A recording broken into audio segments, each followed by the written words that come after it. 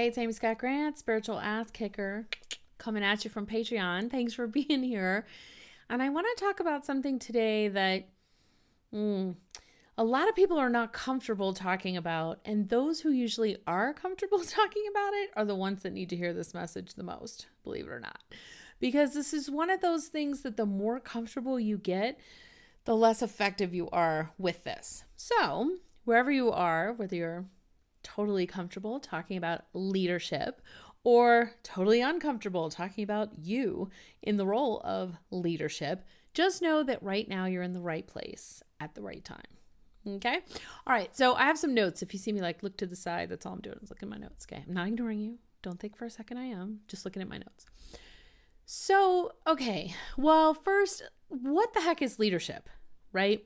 And there's it's like a lot of books. I mean, a lot of books that have been written on this very topic. But I'll tell you what my perspective on leadership is. It's just somebody who's willing to step forward and say, this is where I'm going. Now, that might sound like independence to you, and that's very similar to my form of leadership, I guess. But I mean, I feel like here's where I'm going. If it sounds good to you, come on, and we'll all go. I don't know. I don't really do like the coercion thing, or the you are bad and wrong unless you listen to me, or you have no clue, so I'm going to show you. Like none of that feels real to me at all. So I just don't bother with any of that. So to me, it's like, wow, I'm clear. I figured this out. If you want in, come on. To me, that's leadership. The other thing about my perspective on leadership is that whether or not you decide to follow me doesn't have any bearing whatsoever on my clarity in terms of like as far as where I'm going. Right? And I think that's a place where people tend to get hung up on leadership too, especially like in network marketing companies and running coaching businesses and healing businesses and stuff like that. You might think if nobody's following right now, I must not be a very good leader. That's not really my perspective on leadership. My perspective on leadership is I'm clear. I have a vision. I know where I'm going. If this makes sense to you, get on board, right? Now, this is probably why I'm an entrepreneur and not running a multi-million-dollar corporation, right? But if you look at who the most impactful CEOs are, they are the ones that carry this vision. They're not the ones who are like, well, this is how we've always done it. Like that's not a leader. That's a follower. Actually, you're following in the footsteps of those who went before you. So you may have a different perspective on leadership completely. But my first caveat would be, don't think because nobody's following you that means that you're not leading or you're not doing a good job of leading. Okay. Sometimes you might have a really clear vision, but you might not be communicating super effectively. Or you might not be pushing your message out to other people so they don't even know that there's an option to follow you, right? Talking to you, spiritual healers, right? Because we're notorious for being like, oh man, this is so great. I can heal all this stuff. All this amazing stuff is happening. But shh, like don't tell anybody, okay? It's kind of a secret. Or it's kind of embarrassing. Or I don't really want to be like way out there. I don't want to be like that guy. Or I don't want to be like that girl. Right? So you're like the best kept leadership secret. So that could be a reason that people aren't following you. Or it could just be there's a time lag. Sometimes between you, when you get clear and you start moving forward, it doesn't always happen that people jump on your train and want to ride with you, right? Sometimes there's a bit of a lag time before people like get on board with that. So again, to me, being leaders, like you don't worry about who's following, right? It's you just focus on where you're going. So now that we know kind of what leadership is, and like I said, you may have a different description of leadership. Why does it matter? Oh my God, I can't even tell you. Like it matters so much, especially right now. It matters so much. We need leadership. I mean, people need leadership like crazy, okay? Because there's a huge lack of leadership in our entire world. Right? And there's a lot of people that are lost and they don't know what to do next. They're looking for guidance. They're looking for leadership. There's a lot of people who are disillusioned with leadership or with mentors or leaders that they have followed. And there's people that just, are tired of like the way leadership has been handled. I'm seeing sort of like an uprising of women right now. Not that it's just women, but I'm seeing a female, like a divine feminine uprising, because it's like, okay, you don't need to tell me what to do anymore. You don't need to tell me who to be, how to act, how to succeed in business. I can figure this out. And yes, you can. And isn't it helpful when you find a leader that you resonate with? Because you may be totally badass at product creation and you might super suck at sales. And so if you can find a leader who can share with you, not preach to you, not talk down to you, not say, here is a formula that you must follow, but someone who's like, here's some stuff that's worked for me. You can try that on and take what you need and leave the rest, right? But we really need leadership. We don't need people to be positional and to polarize people on opposite sides of an issue. We don't need any more debate, arguably. We need unity and we need solutions. And that's where you come in. Okay. Now, I want to tell you a story first, really quick. And this is a made up story. This is actually one of my oldest daughters, my daughter, Sally. Some of you guys know her. This is one of her favorite stories. Okay. And I apologize. I don't know the name of it. I don't know the author, whatever. I think it was like something that came home from the library one time we read. She thought it was hysterical and went back to the library. Okay. But the story stayed in my memory all this time because it sounds like a silly story, but it actually happens all the time. So there's a girl and she goes to school just like other girls her age. And she wears her hair in a ponytail one day. And she thinks, oh, I like this. It's cute. It's fun. It's where I wear my hair in a ponytail. Well, all of a sudden, all of her friends start wearing their hair in a ponytail. And she's like, seriously, what, like, we don't all have to have the same hair. They're like, no, it looks so cute. We love it. We're wearing a ponytail too. So she's like, okay. Well, she gets tired of all these people doing what she's doing. So she tells her mom one day, I want pigtails. And her mom goes, okay. So she wears pigtails to school. And she goes, this is fun. Well, all of a sudden, everyone at school starts wearing their hair in pigtails. She's like, what is with these people? Right? So she's like, okay, I know I'm going to do something weird. I'm going to do like a side ponytail, right? This was before side ponies were cool. So not like back in the 80s before, but like last few years ago before. Okay. So she wears her hair in a side ponytail and she's like, they'll never do this. And they all freaking change their hair to a freaking side ponytail.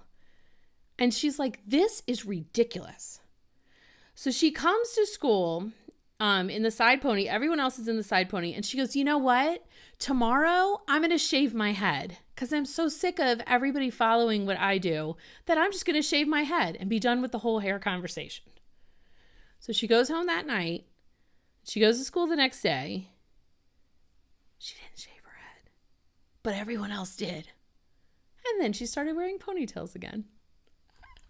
That's like Sally's favorite story. It still cracks me up like every time, right? And I can remember from when I was a little girl, I can remember my parents telling me that constantly. People are sheep, right? They just follow. Be the leader, Amy, not the follower. All right, I get it, mom and dad, okay? Yeah, doing that. Thank you. So, and trying to be better and better and better at it every single day, okay? And I tell my kids the same thing, right? You be the leader, not the follower. Does this get them in trouble sometimes with teachers? Yes, because, depends on the teacher, right? Some encourage it, some are threatened by it, but that's another story for another day. So here's the question that I have for you. Right now, do you see yourself as a leader?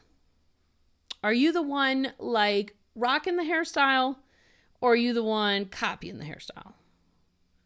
Now, this is kind of ironic because I've personally never tried a top knot until today, but I have to say, kind of obsessed. This is like the perfect windy day hairstyle. So this might just become my new go-to. Like, I don't have time to fix my hair. Messy bun, top knot. But for real, like, are you the one setting the pace or are you following? And either answer is fine. We're just trying to assess where you are. So an honest answer, are you a leader? Do you consider yourself a leader right now? Yes or no? If you said yes, I will get to you in a minute. You deserve to hear everything I'm about to say. The people that said no, okay? Because it'll be like a good refresher for you. If you said no, I don't see myself as a leader. Or maybe you're like, well, not quite yet, or I'm working on it, or maybe someday, right?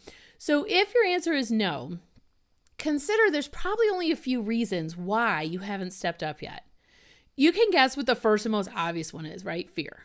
Why don't we do anything? Because we're afraid. We either don't want to change, or, which is usually afraid to change, or we're lazy and it's easier not to change, or we're afraid, right? So most likely there's some aspect of being a leader or seeing yourself in a leadership position that is scary to you. What's the second reason? Worthiness. Everybody's got worthiness issues, right? Many of us continue to work on them. So if you didn't have worthiness issues, you would literally have everything you ever wanted, okay? Just so you know, and you would be happy like all the time. That's how I know people are still working on their worthiness issues, okay? Because I've yet to meet someone who's truly and authentically happy all the time, okay? So what is there to do? Well, keep working on them, right? Keep working on worthiness issues. Now, a third reason that you might be afraid to step into a leadership role is there's a very good chance that you've had a past life where there was some kind of manipulation or abuse of power on your part. Like you had power, you abused it, you manipulated people because of it. I know no one wants to hear that, right? Because we're like, I'm a good person. I didn't do that. Oh man, we have done some shit in past lives. Okay, so these are like the most common reasons why you might not have stepped into the role of leadership, really seeing yourself as a leader. So here is my challenge to you. And that is to start to see yourself as a leader in everything. When your family is like, what do you want to do for dinner? I don't know. What do you want to do for dinner? Instead of being like, I don't know. What do you guys feel like? And just perpetuating that, agonizing time period of indecision, where everybody gets hungry and it's like, oh, screw it. Let's just have a peanut butter sandwich, bowl of cereal, right? Instead of being that follower who's like, I don't know. What do you want to do? I don't know. What do you want to do? Be the leader and say, let's go get Chinese food, or let's make hamburgers, or I feel like a chef salad, or whatever. Okay. So leadership can start really small. You can start from anywhere, from exactly where you are. You don't have to be elected to the board of governors of some huge corporation in order to start being a leader. You can literally start right now. You can actually be a leader by posting a comment on this video right now and saying what you liked about it, what you didn't like about it, what your thoughts are, what you're going to do as a result of it. All of these things are indications of a leader. Hey, Amy, great video. Not so much leader. That's more follower, right? So, but if you're like, I really didn't understand what you meant about whatever, or, I'm really challenged to think about okay, those are all like great leadership comments. Okay, so, and a way that you can, like an affirmation that I used years ago when I was really like starting to cultivate seeing myself as a leader in a financial position, like because I had seen myself as a leader like in high school and college and stuff like that, but like out in the world, like a leader of adults, I used to use this affirmation, which I think will really help you. And it is, I am the leader that people are looking for. Now, it may feel like a lie at first, like affirmations do, but stick with it. And I promise it'll take you places. Okay, so what if you answered yes? If I said, do you consider yourself a leader? And your response was, why, yes, I do, Amy. Thank you for asking. I'm going to challenge you to consider, what have you done lately? Like, where are you leading right now? And are you comfortable with your leadership? Or are you constantly pushing your edges and getting uncomfortable and leading in ways that intensely challenge you? Because I can tell you I am, right? Always on the skinny branches. That's me, right? Life on the edge. That's me. I'm always just past that, it's like, oh, crap. It's my most commonly said expression, probably. Oh, crap. Like, oh my God, what is this going to be like? Where are you still allowing fear to hold you back and not have you step up as a leadership? For example, maybe you're a leadership in some community that you're a part of. Like Maybe your friendship circle, like maybe you're always the one that comes up with cool ideas or suggests a movie. Or maybe you're a leader in your, like yoga community because you're an instructor and you like to help people. Or maybe you're a leader in your family, but maybe you're not a leader in your romantic relationship. Or maybe you're not a leader in your business. Or maybe you're not a leader in your job or your career. So where are you allowing fear to prevent you from stepping up as a leader? Because a leader doesn't have to be a compartmentalized thing that you do in one part of your life. It can be something that is a part of all of your life. Okay? A leader is inherently a leader. Like, they lead everywhere, right? Then the next thing I would challenge you to consider is, are you leading from the front or are you leading from the center? Yeah, leading from center is really what I'm talking about with pushing your edges. When I talk about leading from the front, I mean, you're feeling like, you know what? I've been through this. I'm clear. I'm confident. I've done this a bunch of times. I know what I'm doing. And it's easy for me to lead people because I know it. I'm clear on this. Leading from center is way scarier, but hella powerful. Leading from center is when you're not 20 steps ahead of the person that you're leading. You're maybe two, right? Like you're actually kind of just figuring this out and all of a sudden you're leading somebody through it. It's terrifying. It's absolutely terrifying, but it's also exhilarating and it's hugely powerful because you're not only like there's no separation between you and who you're leading. There's no like, yes, come follow me. Like you're not looking down on anybody. You're looking eye to eye and you're like side to side and you're maybe one footstep ahead of them. And it's hugely powerful. I call it leading from center, which actually is kind of a double entendre, like a non-sexual double entendre, because it's also about like being centered here and leading in that way. I'll write a book about it someday. But anyway, it's not at the top of the list. There's like 5 books at least ahead of it. So I really mean that when I say someday, like not today. So that's where it can really get scary, is when you're leading from a place where you're not totally done. I got this. You're like, okay, I'm making progress and I know that I can lead you.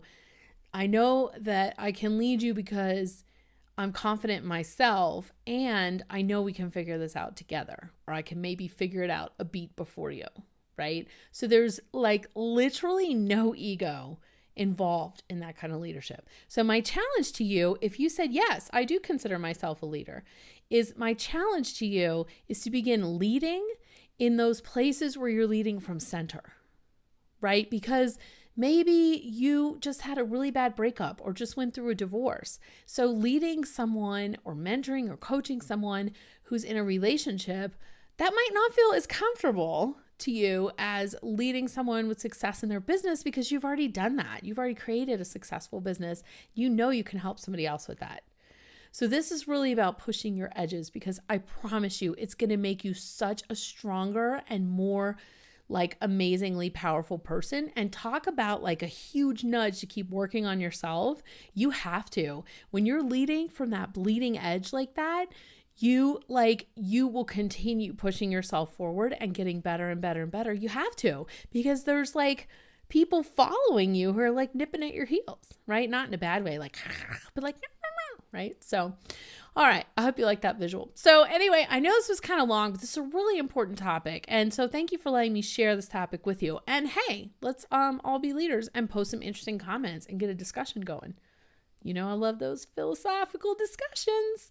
All right. So post a comment. Let me know what you think, and I'll see you next time.